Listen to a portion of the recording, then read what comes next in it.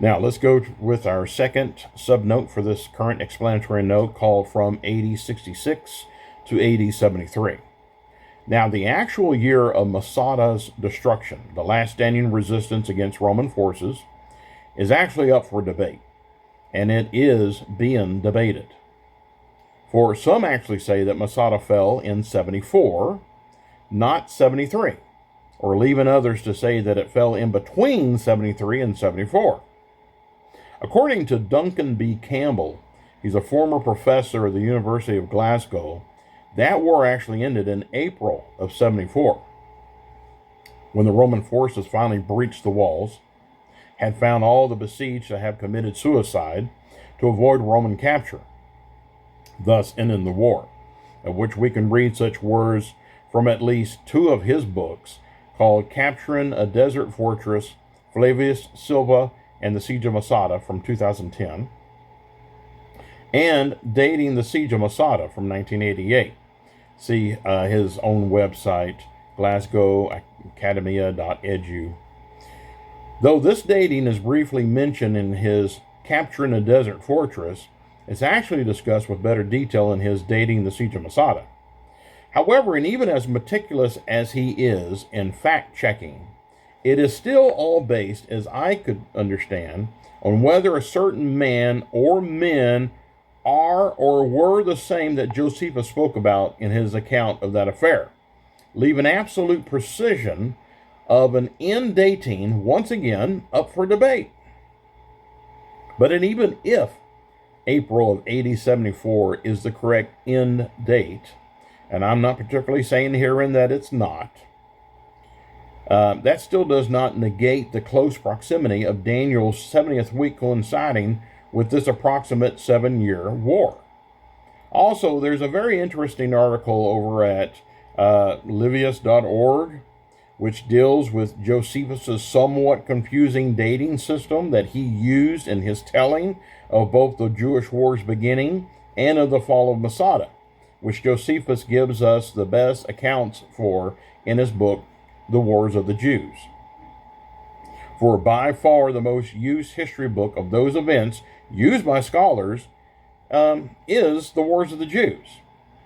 In that article, the author tells us, even though Josephus offers us a consistent chronology of the Jewish war's events, he uses, confusingly, the Macedonian names for the months. But he does not say what he's actually meaning. It's the Macedonian calendar which can be corroborated with the calendar of Tyre, or Antioch, using Macedonian names for the Julian months of the Roman calendar. He uses the Babylonian Judean lunar calendar also. And not only, but the article continues with other confusion issues by Josephus, which are hard for modern historians to sift through with utter confidence. That is on dating. Lastly, and even though the article's author seems to agree with Masada falling in 74, the article ends on a note of warning, and this is what he says. Flavius Josephus does not mention the year in which Masada fell, and most scholars have assumed it's the year 73. But archaeologists have discovered coins of that year on top of the rock, that is, on top of that fortress of Masada. 74 is therefore much more plausible, although 73 really cannot be ruled out. Now, with that being said, how can we be precise with the dates and years of that siege? That is, how precise is it to say that it either had lasted 7 exact years, or right at and around 7 to 8 years, or even approximately 7 to 8 years, give or take a month or 2 or 3? All such extreme detailed calculations, therefore, and at the end of the day, are just splitting hairs, really. So I say that in trying to find out exact calculations for the Wars of the Jews of the 1st century AD, is really not necessary to still be satisfied with a study like we're doing here, which, if this Jewish war cannot be found in Daniel's writings as to being fought during that 7-year period, i.e. Daniel's 70th week, then we'll simply have another extraordinary coincidence on our hands here. For not only is an approximate 7-year span calculated for this war in history, about AD 66 to AD 73 or 74, but that same war is actually, in this author's opinion, spoken on by Daniel in those verses. Let's see it again, Daniel 9:26 through 27. This is just a summary of it.